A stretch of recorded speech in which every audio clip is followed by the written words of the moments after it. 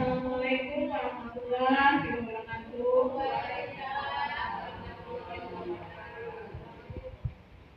Terima kasih.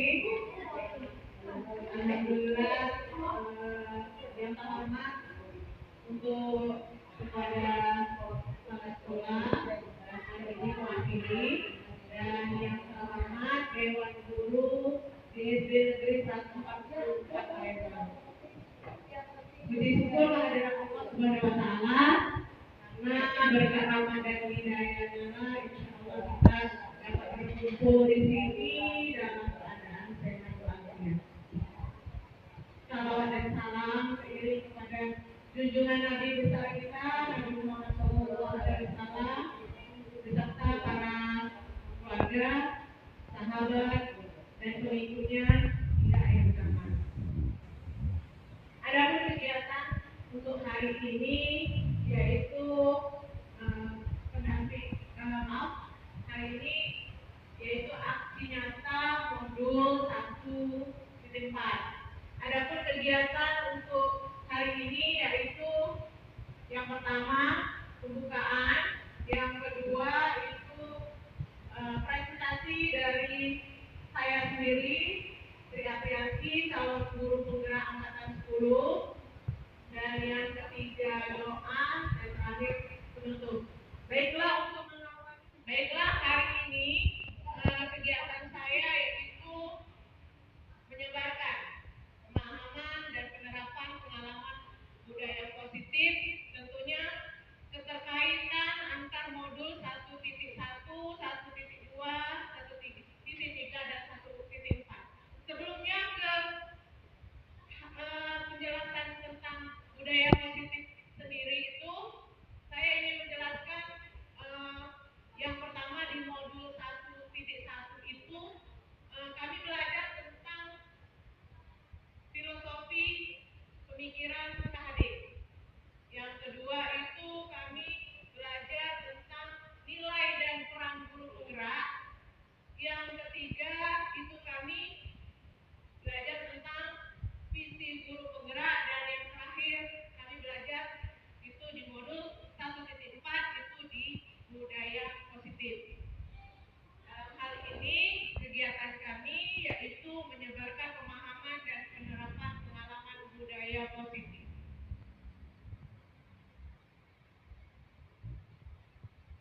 Konsep modul 1.1 itu kami belajar tentang filosofi pemikiran KHD. Yang kedua itu kami belajar tentang nilai dan peran guru penggerak.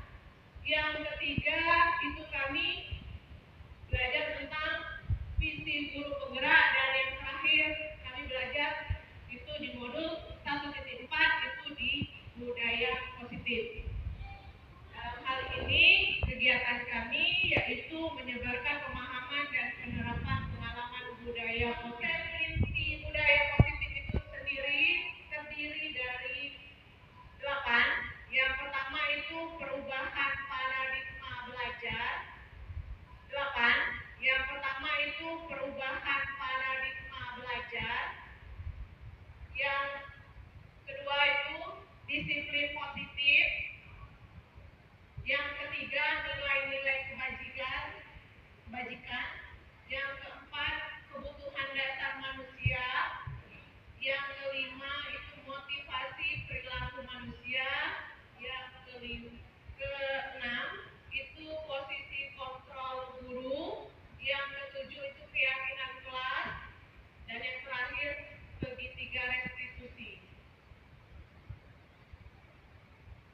Pembelajaran dengan paradigma baru merupakan pembelajaran yang dirancang berdasarkan prinsip pembelajaran berdiferensiasi, sehingga para peserta didik belajar sesuai kebutuhannya berdasarkan perkembangan sesuai teori psikologi modern untuk mewujudkan profil pelajar Pancasila. Nah, untuk profil pelajar Pancasila, tentunya jika Bapak Ibu guru di pembelajaran kurikulum Merdeka itu sendiri sudah tahu ya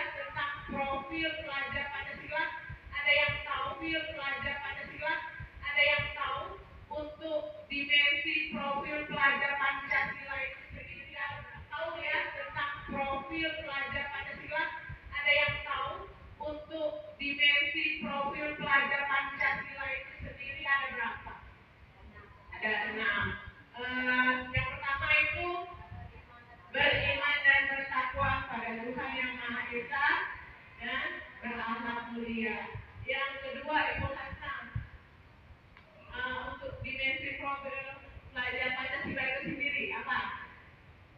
Gotong royong. Gotong royong, oke. Yang sebelum gotong royong, ya itu tadi yang pertama. Ya, berkebinekaan global, gotong royong, mandiri, kreatif, dan ya apa yang lagi Pak Eko? Yang terakhir bersalah. Iya, siap.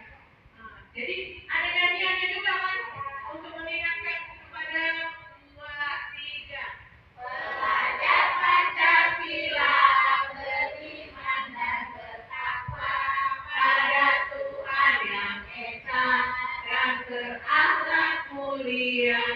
Berkebinekaan global, gotong royong mandiri, kreatif dan bernalar kritis. Ya, terima kasih Bapak Ibu guru untuk profil pelajar Pancasila. Yang pasti tetap dibudayakan ya, untuk mengingat budaya positif di sekolah agar mewujudkan murid yang memiliki karakter profil pelajar Pancasila. Selanjutnya itu di sini konsepsi tentang teori kontrol. Nah, di sini ada ilustrasi guru mengontrol murid, dan di bawahnya itu ada ilusi bahwa semua penguatan positif, efektif dan bermanfaat asalkan kita bisa dapat kontrol kepada murid itu sendiri. Bahwa ilusi bahwa kritik dan membuat rasa bersalah mampu menguatkan karakter. Dan terakhir itu ilusi bahwa orang dewasa berhak memaksa. Itu ada beberapa miskonsepsi tentang teori kontrol. Itu ada 4. Ada ilusi guru mengontrol murid, ada juga ilusi bahwa semua penguatan positif, efektif dan bermanfaat. Yang ketiga itu ilusi bahwa kritik dan membuat rasa bersalah mampu menguatkan karakter. Yang terakhir itu ilusi bahwa orang dewasa berhak memaksa. Nah, kita dalam miskonsepsi ini kita berada di mana, Bapak Ibu? Yang ini menurut pendapat Bapak Ibu ada di 1, 2, 3, 4 itu. Tentunya kita memakai ilusi ini tanpa disadari dan juga disadari. Kepakannya ini kita pernah memakainya dan menggunakannya, tapi tentunya kita sebagai guru memberikan yang terbaik ya. Tentunya kita memilih dari ilusi guru mengontrol murid. Nah, di sini mengubah paradigma stimulus respon ke pendekatan teori kontrol. Itu di sini ada 2, di mana stimulus respon dan teori kontrol. Itu realitas yang pertama itu kebutuhan kita sama. Nah, tetapi di teori kontrol itu realitasnya kebutuhan kita berbeda. Yang kedua, semua orang melihat hal yang sama. Tapi di teori kontrol setiap orang memiliki gambaran berbeda. Dan selanjutnya kita mencoba mengubah orang agar berpandangan sama dengan kita. Di teori kontrol itu kita berusaha memahami pandangan orang lain tentang dunia. Selanjutnya, perilaku buruk dilihat sebagai suatu kesalahan. Di dalam teori kontrol itu semua perilaku memiliki tujuan. Dan selanjutnya itu saya bisa mengontrol orang lain. Tentunya di teori kontrol hanya Anda yang bisa mengontrol diri Anda. Terus saya bisa selanjutnya pemaksaan ada pada saat rujukan gagal. Di dalam teori kontrol itu kolaborasi dan konsensus menciptakan pilihan-pilihan baru. Dan terakhir, model berpikir menang atau kalah. Dalam teori kontrol itu model berpikir menang. Jadi ada tentunya menang, tidak ada yang menang kalah. Nah, sebelum kita ke disiplin positif, tentunya saya ingin menanyakan kepada Bapak Ibu guru, disiplin itu sendiri yang dapat Ibu artikan atau Bapak memiliki makna apa tentang disiplin itu? Ada yang bisa jawab disiplin itu maknanya seperti apa? Ada yang bisa jawab ya? Coba Ibu Ponisya. Peraturan, tata tertib. Untuk yang bapak-bapak ini tadi sudah Ibu apa? Kalau untuk disiplin itu sendiri? Kebiasaan. Jadi di sini kita bisa dapat kita pahami, yaitu disiplin itu yang pertama berasal dari kata disiplina, yang artinya belajar. Disiplin mengacu pada disiplin diri yang memiliki tanggung jawab terhadap apa yang dilakukannya berdasarkan nilai-nilai yang diyakini. Jadi kita melakukan disiplin itu yang pasti kita memiliki tanggung jawab terhadap apa yang dilakukan berdasarkan adanya nilai-nilai yang diyakini. Dan disiplin positif itu merupakan salah satu cara penerapan disiplin positif yang bertujuan, tentunya ada tujuan, untuk menemukan kesadaran serta memberdayakan peserta didik tanpa imbalan, penghargaan atau reward, dan juga ancaman, tentunya juga hukuman. Nah, sebagai pendidik, terima kasih Bapak Ibu guru untuk profil pelajar Pancasila yang pasti tetap dibudayakan ya, untuk mengingat budaya positif di sekolah agar mewujudkan murid yang memiliki karakter profil pelajar Pancasila. Selanjutnya itu di sini konsepsi tentang teori kontrol.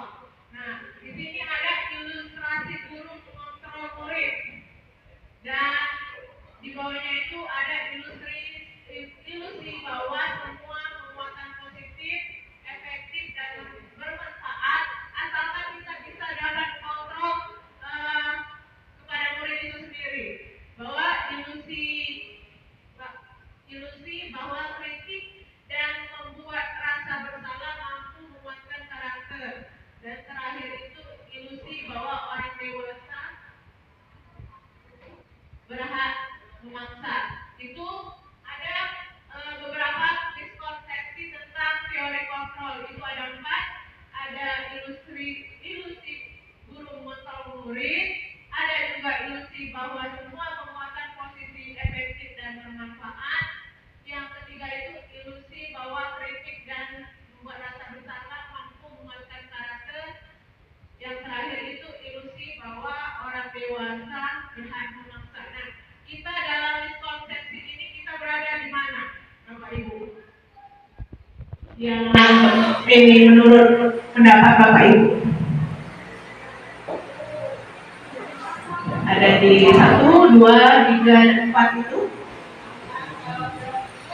Tentunya kita memakai ilusi ini tanpa disadari dan juga disadari. Keempatnya ini kita pernah memakainya dan menggunakannya, tapi tentunya kita sebagai guru memberikan yang terbaik ya. Tentunya kita memilih dari ilusi guru mengontrol murid. Nah, di sini membuka paradigma stimulus respon ke pendekatan teori kontrol itu Di sini ada dua, di mana stimulus respon dan teori kontrol. Itu realitas yang pertama itu kebutuhan kita sama. Nah, tetapi di teori kontrol itu realitasnya kebutuhan kita berbeda. Yang kedua, semua orang melihat hal yang sama. Tapi di teori kontrol, setiap orang memiliki gambaran berbeda. Dan selanjutnya, kita mencoba mengubah orang agar berpandangan sama dengan kita. Di teori kontrol, itu kita berusaha memahami pandangan orang lain tentang dunia. Selanjutnya, perilaku buruk dilihat sebagai suatu kesalahan. Di dalam teori kontrol, itu semua perilaku memiliki tujuan. Dan selanjutnya itu saya bisa mengontrol orang lain. Tentunya di teori kontrol, hanya Anda yang bisa mengontrol diri Anda. Terus saya bisa selanjutnya pemaksaan ada pada saat rujukan gagal. Di dalam teori kontrol itu kolaborasi dan konsensus menciptakan pilihan-pilihan baru. Dan terakhir, model berpikir menang atau kalah. Dalam teori kontrol itu model berpikir menang. Jadi ada tentunya menang, tidak ada yang menang kalah. Nah, sebelum kita ke disiplin positif, tentunya saya ingin menanyakan kepada Bapak Ibu guru, disiplin itu sendiri yang dapat Ibu artikan atau Bapak memiliki makna apa tentang disiplin itu? Ada yang bisa jawab disiplin itu maknanya seperti apa? Ada yang bisa jawab? Ya, coba Ibu Konica. Peraturan, tata tertib. Untuk yang bapak-bapak ini tadi sudah Ibu apa? Kalau untuk disiplin itu sendiri? Kebiasaan. Jadi di sini kita bisa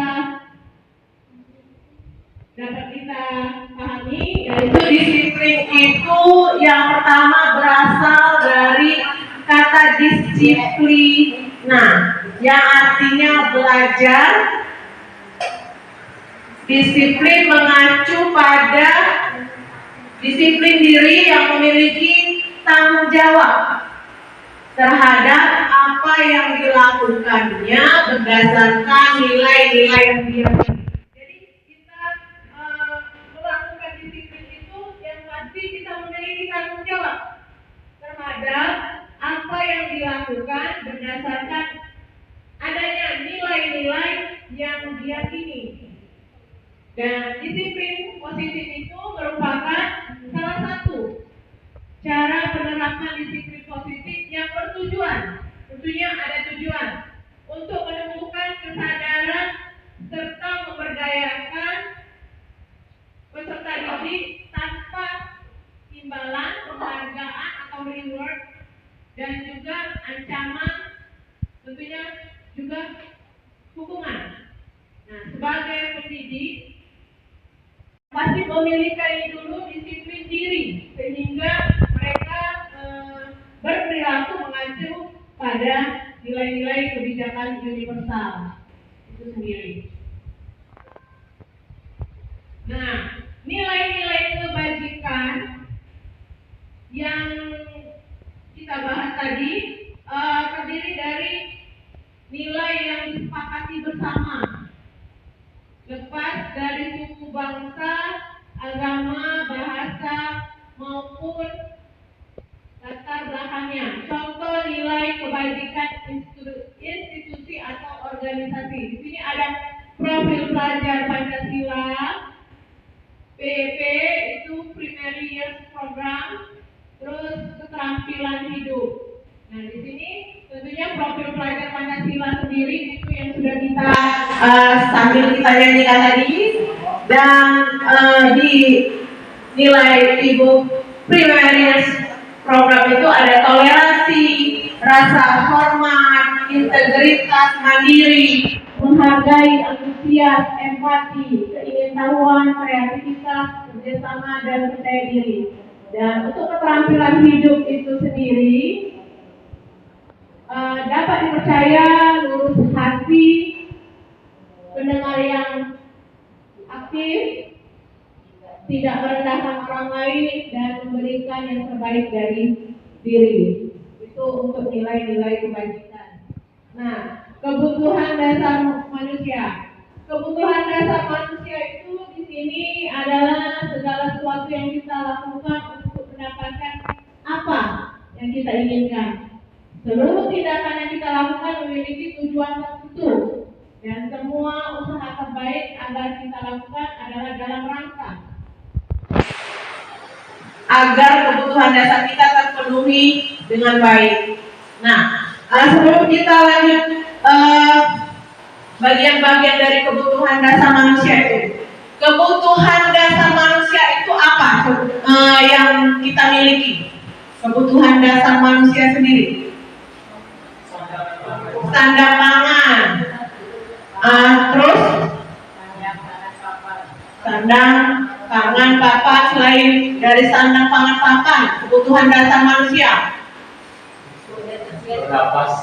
bernapas. Oke, selanjutnya yang apa? Pendidikan. Apalagi ibu di sini? Kebutuhan dasar manusia. Pendidikan tadi sudah. Nah, tentunya di sini ada banyak kebutuhan dasar manusia yang bisa kita kita lihat di sini. Nah,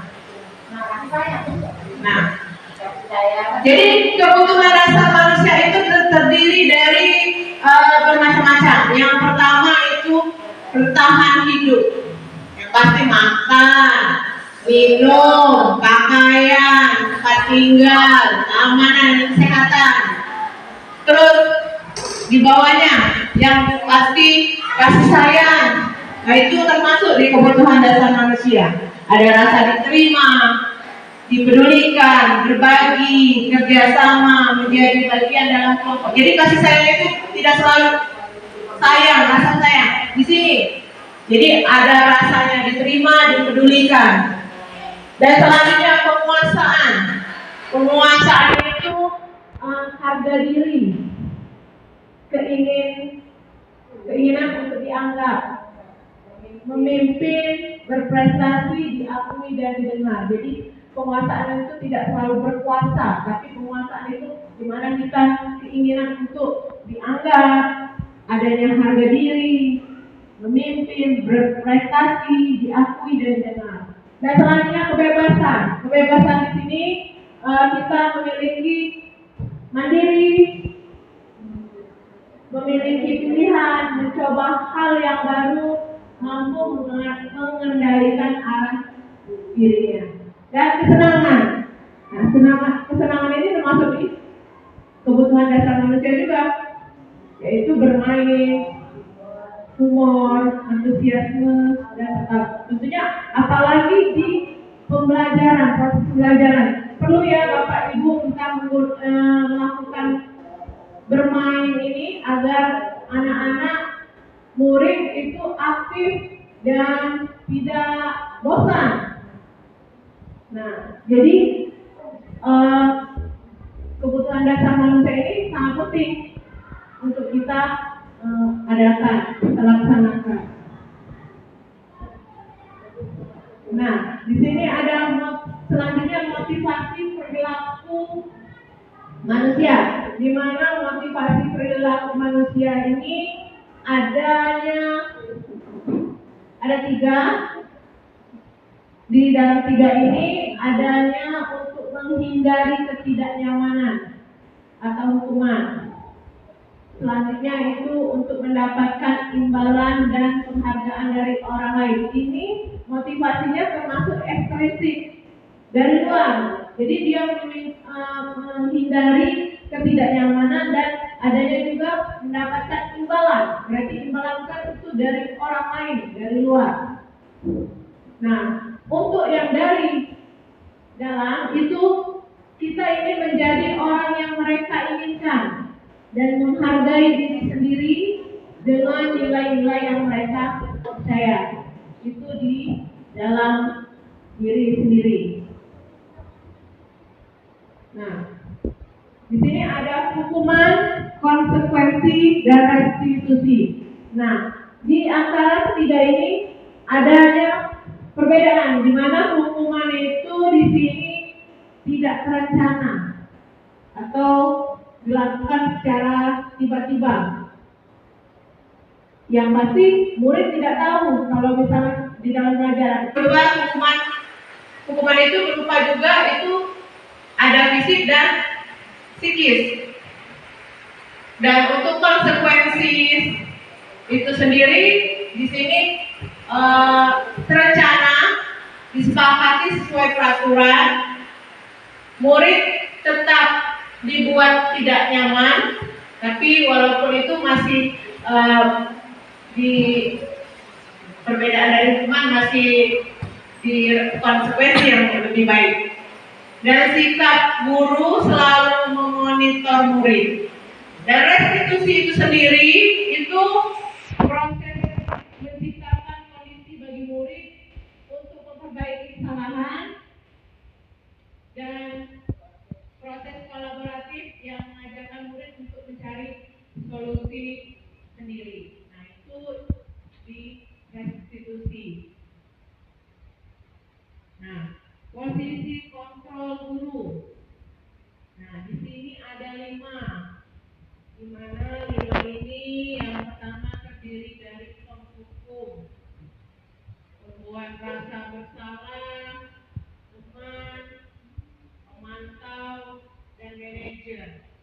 Nah, untuk kita biasa kita gunakan untuk Bapak Ibu guru di sini biasanya dari ke-5 posisi kontrol ini yang mana yang kita pakai? Teman, manajer, memantau bisa. Ya, tanpa disadari ke-5 ini pernah kita lakukan, sudah pernah dari ke-5 ini tanpa disadari dan juga secara sadar kita pernah menggunakan 5 posisi kontrol guru ini. Nah, penjelasannya di posisi kontrol ini saya ada contoh itu penerapan 5 posisi kontrol guru. Salah satu contohnya itu kasus siswa tidak memakai atribut lengkap saat upacara. Nah, kalau di penghukum itu kita biasa tentunya tidak di dalam sekolah ini ya, kita anggap di sekolah lain ya. Jadi penghukum itu biasanya di posisi penghukum kalau kasus siswa tidak memakai atribut lengkap saat upacara bendera itu di penghukum kita menghukum mereka untuk hormat pada bendera selama 1 jam. Nah, itu pembuat kita di posisi kontrol hukum. Nah, di posisi pembuat rasa bersalah kita berikan pertanyaan ini, kita menyebutkan ini berapa kali ibu bapak harus memberitahu kamu selalu saja mengecewakan ibu bapak. Nah, itu salah satu contoh dari pembuat rasa bersalah. Jadi kita menggunakan pernyataan seperti ini, berapa kali ibu bapak harus memberitahu kamu selalu saja mengecewakan ibu bapak. Nah, itu termasuk di pembuat rasa bersalah. Nah, untuk yang di posisi kontrol teman, kita bisa gunakan dengan ayo dong ikut aturan sekolah. Tolong bantu ibu bapak ya kali ini ya sudah tidak apa-apa, lain kali jangan berbuat seperti ini. Nah, ini di posisi kontrol teman. Untuk yang memantau itu kita gunakan seperti kamu sudah melanggar peraturan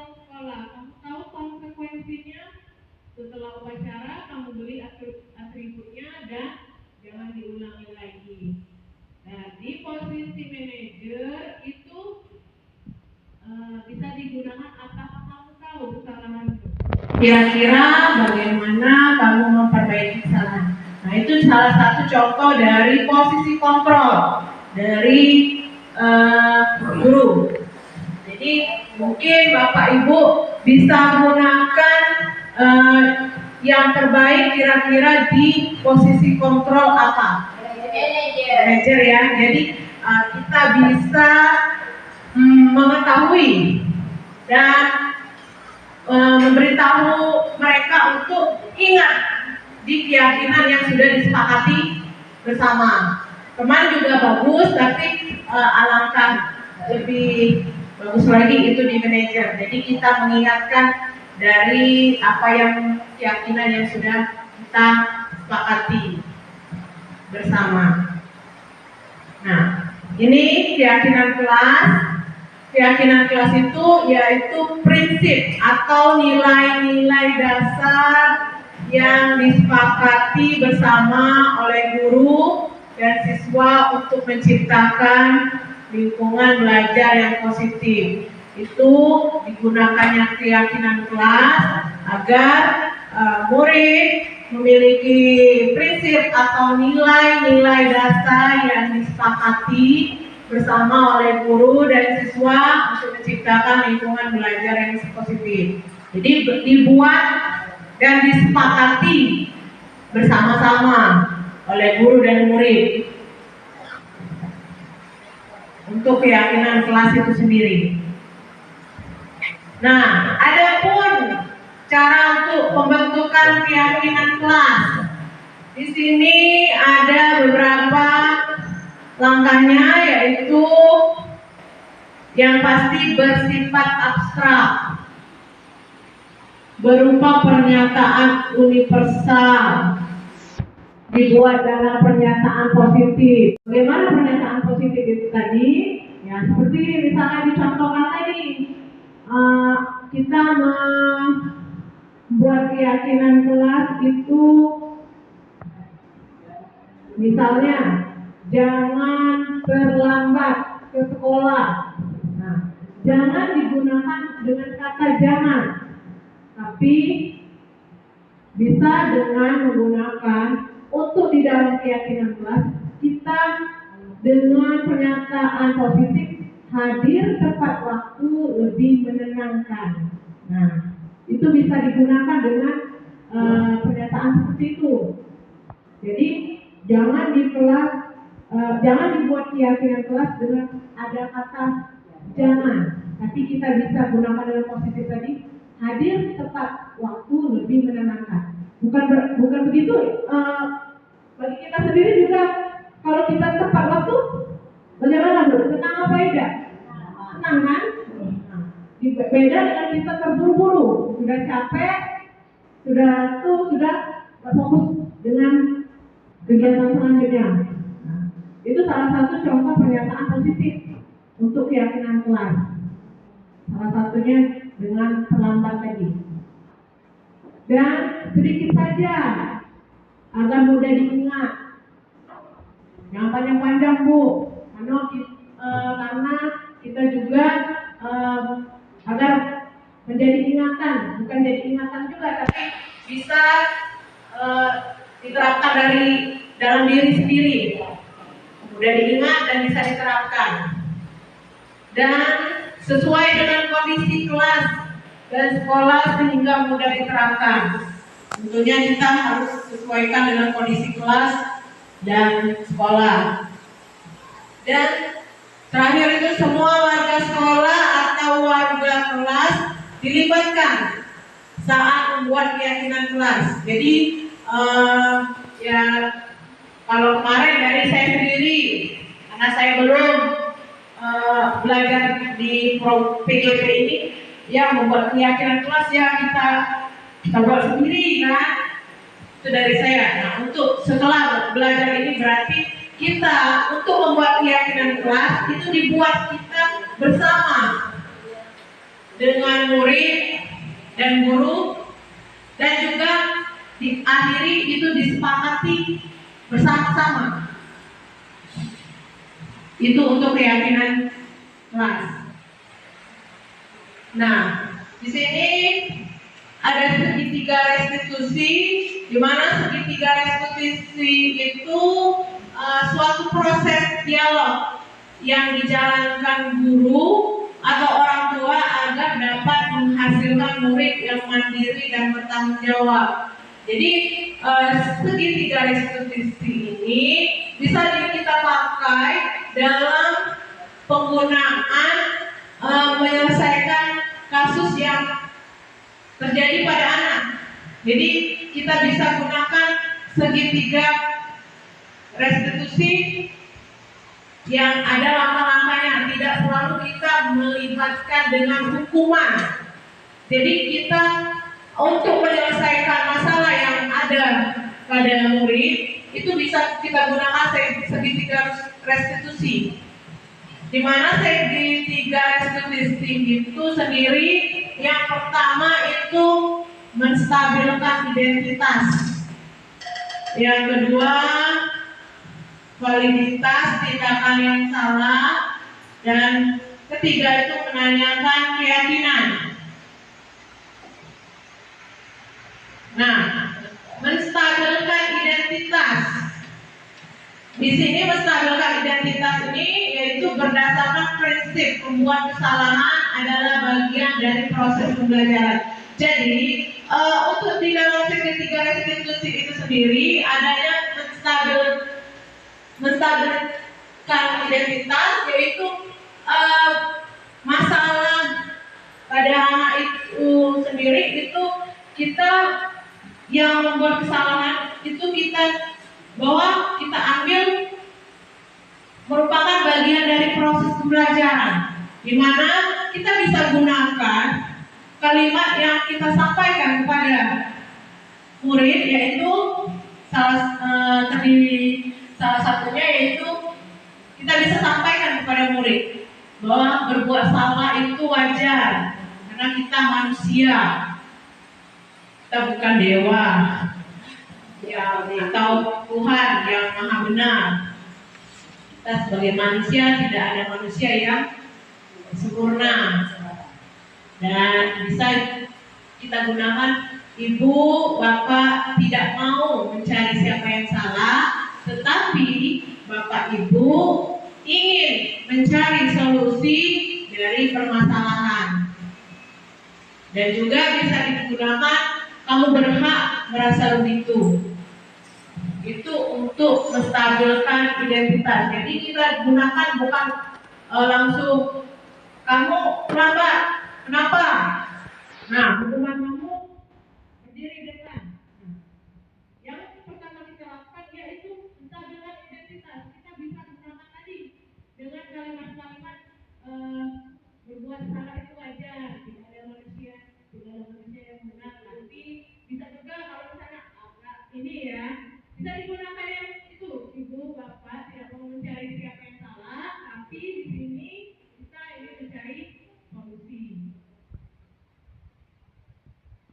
Nah, di validasi tindakan yang salah itu selanjutnya berdasarkan prinsip setiap perilaku berupaya memenuhi suatu kebutuhan tertentu, di mana kita ingin mencari solusi. Nah, di validasi tindakan yang salah itu selanjutnya berdasarkan prinsip setiap perilaku berupaya memenuhi suatu kebutuhan tertentu, di mana validasi tindakan salah kita bisa gunakan itu ada beberapa pernyataan atau kalimat bisa kita gunakan di sini. Bisa kamu pasti punya alasan mengapa melakukan hal itu. Jadi kita tanya alasan. Bisa juga padahal kamu bisa melakukan yang lebih buruk dari ini. Kamu patut bangga karena telah melindungi sesuatu yang penting buatmu. Kamu melakukannya karena mempertahankan sesuatu yang penting bagimu. Nah, bisa umum dengan kita menggunakan yang di pertama tadi, kamu pasti punya alasan kamu melakukan hal itu untuk validasi ucapan yang salah. Selanjutnya menanyakan keyakinan. Di sini menanyakan keyakinan. Menanyakan keyakinan itu sendiri yaitu berdasarkan prinsip teori kontrol. Nah, kita gunakan teori kontrol yang dijelaskan tadi bahwa pada dasarnya kita termotivasi secara intrinsik. Nah, itu bisa kita gunakan pernyataannya atau kalimatnya itu apa keyakinan kelas kita atau nilai-nilai apa yang telah disepakati bersama, dan juga selanjutnya seperti apa gambaran sebuah kelas yang ideal menurut kamu, dan terakhir kamu ingin menjadi orang yang seperti apa. Nah, ini di menanyakan keyakinan untuk langkah segitiga restitusi tadi. Nah, jadi ya, jadi Bapak Ibu guru, untuk selanjutnya kita ini kesimpulannya dari apa yang bisa lakukan untuk murid dalam hal ini, misalnya murid memiliki masalah atau kasus, kita tidak langsung dari posisi kontrol sebagai penghukum atau membuat rasa bersalah, tapi bisa kita gunakan tadi segitiga restitusi, di mana segitiga restitusi tadi adanya menstabilkan identitas, validasi tindakan yang salah, dan terakhir menanyakan keyakinan. Jadi tidak hanya kita sendiri yang dalam hal ini misalnya kita sendiri yang beruntung, tapi efeknya juga untuk efektivitas untuk murid itu sendiri. Jadi mengingatkan kepada anak itu tentang keyakinan kelas. Jadi bisa memotivasi pada diri anak itu sendiri, bisa menerapkan budaya positif dengan nilai-nilai kebajikan. Jadi tidak selalu kita yang di posisi teacher center, tapi di sini kita libatkan murid sebagai student center yang dimana mereka mendapatkan pembelajaran yang berpihak pada murid tadi, yang memiliki profil Pancasila, di mana bisa dalam masalah tadi, contohnya tidak selalu dengan di pembelajaran, dalam kasus mereka bisa mengatasi atau mencari solusi mereka yang sendiri. Jadi mereka tidak selalu yang menerima hukuman, tapi mereka bisa menyadari apa yang sudah keyakinan kelas yang telah dibuat dan bisa diterapkan dan bisa menjadikan anak itu sendiri memiliki budaya positif tanpa dari luar, tapi kesadaran diri sendiri. Itu.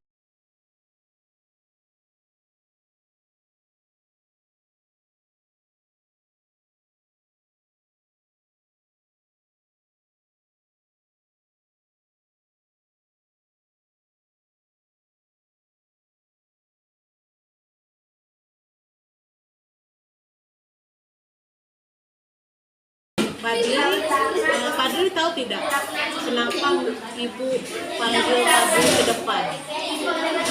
Tidak tahu. Padli tadi pergi ke sekolah jam berapa? Di sekolah kita peraturannya pergi datang ke sekolah itu jam berapa? 6.40. Ibu dan ada laporan dari guru terkait bahwa si Padli sering terlambat, dan menurut Padli dalam kegiatan sekolah ini terlambat itu tentunya Padli itu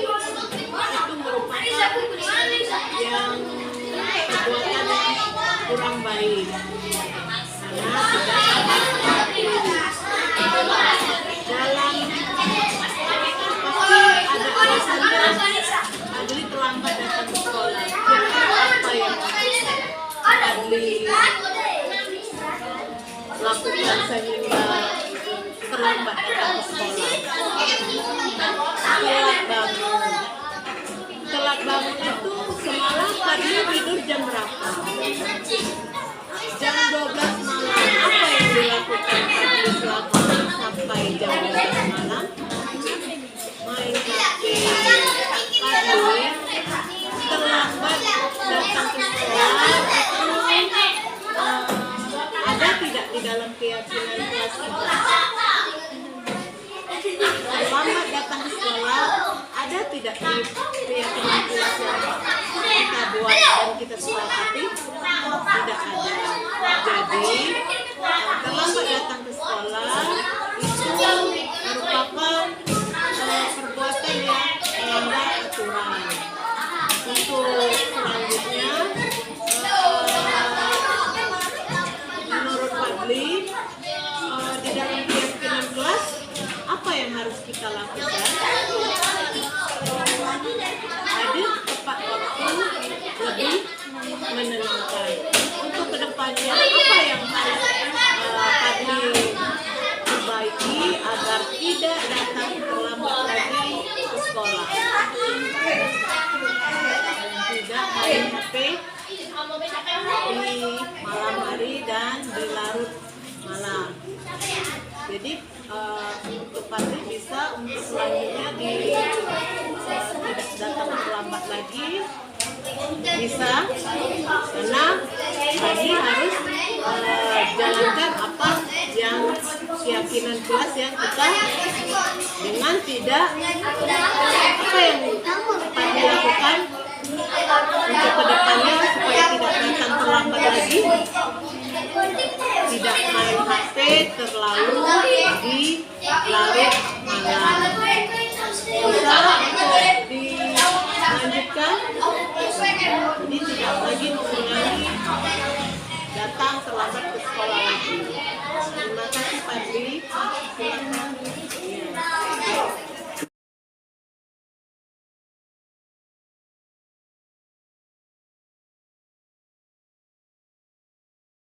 Assalamualaikum warahmatullahi wabarakatuh. Nama saya Fadli Napansyah dari kelas 14. Saya senang diajak berdiskusi dengan Ibu Tri karena saya mendapatkan solusi agar tidak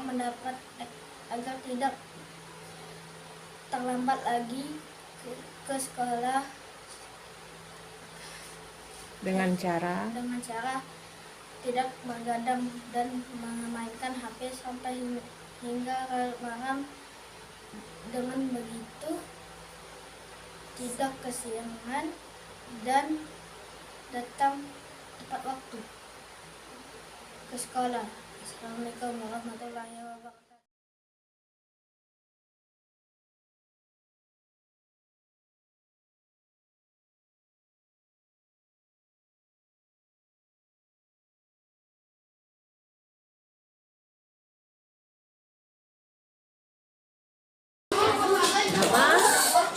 Ibu panggil Damar ke depan ini, Damar tahu apa yang Damar lakukan? Tidak tahu. Jadi dengan teman tadi tidak tahu apa yang dilakukan. Ibu ada dapat laporan dari ketua kelas bahwa Damar itu seringkali mengganggu yang sedang belajar atau hanya yang belum selesai mengerjakan tugas. Nah, kira-kira dari Damar itu menurut Damar perbuatan yang dilakukan itu bagaimana buat bagi Damar? Hal yang baik atau bukan? Bukan. Jadi dari Damar pasti ada alasannya melakukan perbuatan yang mengganggu teman tadi. Apa kira-kira alasannya?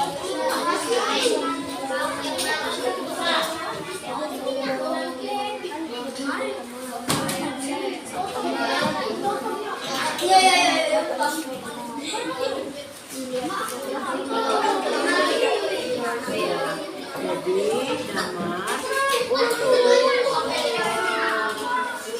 mengganggu teman itu, menurut Damar di keyakinan kelas ada tidak yang di keyakinan kelas mengganggu kawan itu di keyakinan kelas? Ada. Apa ya keyakinan yang Damar lakukan di dalam keyakinan kelas itu yang Damar yang Damar langgar?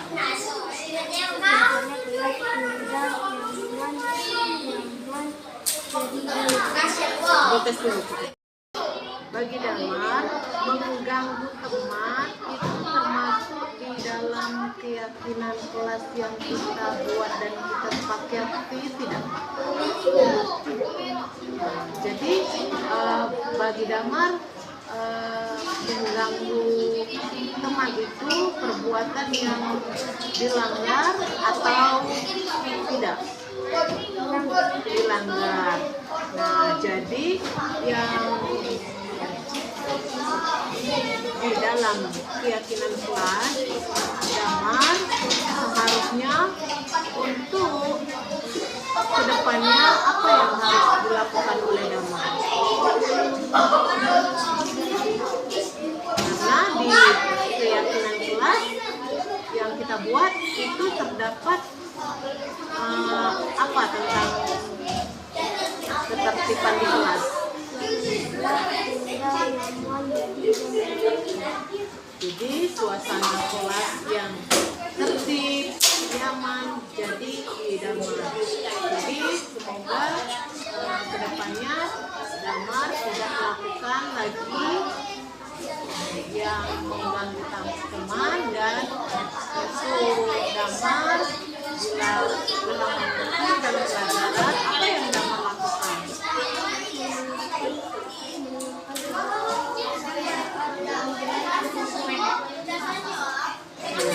Jadi untuk kedepannya apa yang harus Damar lakukan sesuai dengan keyakinan kelas yang kita buat? Tidak boleh mengganggu temannya dan selanjutnya lagi supaya tidak mengganggu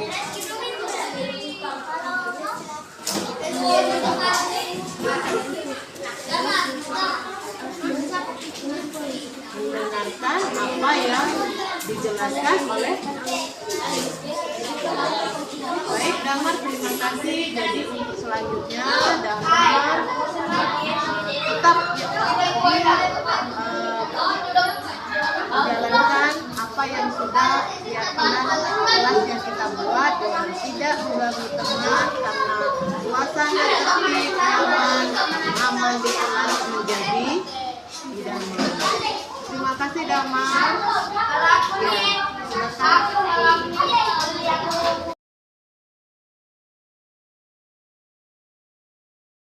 Warahmatullahi wabarakatuh. Nama saya Damar Sukmana dari kelas 4A. Saya sedang diajak berdiskusi dengan Ibu Tri karena saya mendapatkan solusi agar tidak mengganggu teman lagi.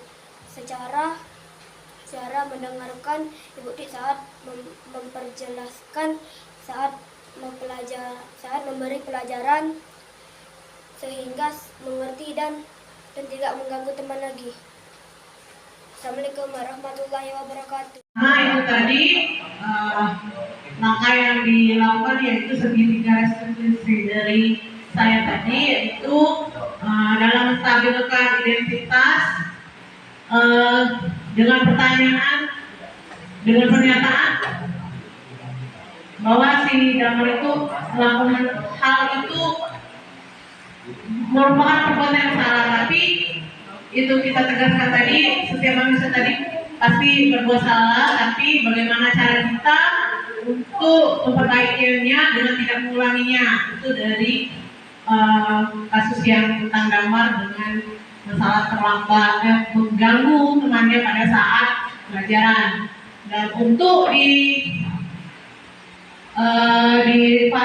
validasi tindakan yang salah tadi, tentunya kita menanyakan alasan yang dilakukan siswa tadi, tentunya pasti ada alasannya. Dan di menanyakan keyakinan, kita ingatkan lagi kepada murid tersebut dengan keyakinan yang telah kita buat dan kita sepakati bersama. Dengan suaranya.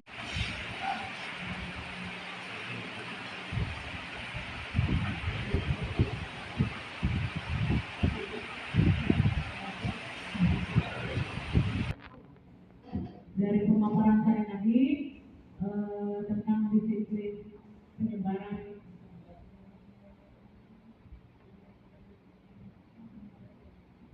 tentang kegiatan hari ini tentang menyebarkan pemahaman dan penerapan pengalaman budaya positif. Tentunya saya memberikan kesimpulan bahwa kita sebagai guru itu penting untuk memberikan kepada murid itu dalam menjalankan budaya positif itu tidak selalu dengan hukuman. Kita bisa gunakan tadi dalam menangani kasus yang terjadi pada murid, kita bisa menggunakan di dalam pemaparan tadi bisa digunakan segitiga restitusi, di mana segitiga restitusi tadi yang pertama menstabilkan identitas, validasi, yang kedua validasi tindakan yang salah, yang ketiga menanyakan keyakinan.